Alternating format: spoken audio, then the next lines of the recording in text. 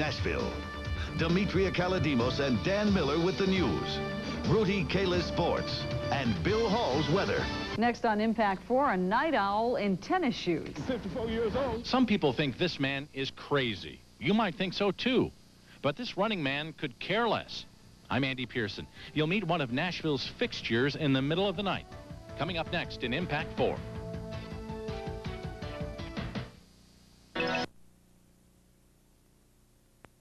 What is your favorite time of day for exercising? For some of you, it's probably the morning. For others, it's right after work. And for others, the best time is in the evening.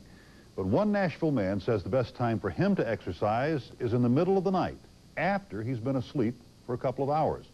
Andy Pearson is here with Impact 4 and Nashville at Night. Where'd you find this guy? Well, it was one of those strange things. Gary Knox and I were out about 6 weeks ago with photojournalist Gary Knox. It was snowing outside. It was about 38 degrees.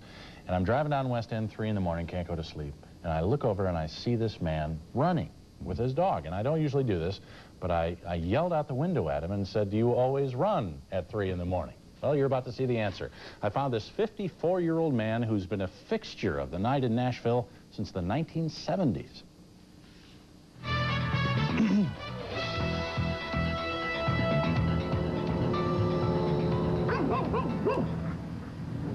It's a time when the city neither stops nor goes, only flashes yellow. When the wind blows coldest. When sounds that would be buried in daylight come alive over the nighttime stillness. A time of day most men and beast would not claim as their own, except for a select few. Hey, 2 o'clock until 4 o'clock. That's my time. If I'm in New York, if I'm in Chicago, if I'm in Phoenix, and I've been, you know, all these places, everywhere I am at this time of the morning, I get up and I do me an hour and 25, 30 minutes. Move on, dog. I've been running since about 1976. And I love to run at night because I'm the only one out here. I know nobody by name, but I know every truck and all the homeless folks and folks I yell at and wave at, and folks who are watching out for me, police, garbage folks, news people, everybody. He's a fixture to people who work the night shift, as reliable as time itself. No, they see me, but they really don't know who I am. Every now and then, I'll talk to one person or something, but 90% of them don't know who I am, have no idea. They only know they see me out here almost every morning, about the same time. He's the running man. His name is James Haney, Dr. James Haney, a professor of history at Tennessee State University. His weekly routine has been the same for 20 years. Move on, dog. I'm 54 years old. Feel like I'm 19. That's enough for me. I go to bed at 10, get up at 2, go back at 4, 15, and back up at 6. You heard right. At about 2 in the morning, when most of us are snuggled up tight, James Haney and his dog Sandy get up from a sound sleep and run their route of 9.78 miles. He does it because he was once told this would be impossible. Back in 1975, my grandfather accidentally shot me in the leg with a .38 caliber pistol. Excuse me. And I was told that I would never be able to walk again unless I started to use the leg. And of course, as soon as I got out of the hospital, I started running around the yard here. And after a week of that in the yard, went down to the local high school. And after about 6 years of that, I decided to go downtown. You won't see him wearing headphones or taking his pulse. His shoes don't pump up. James Haney just runs. Down West End, past Vanderbilt. Morning. Up and down the deserted streets of downtown Nashville. To the banks of the Cumberland River. Down to First.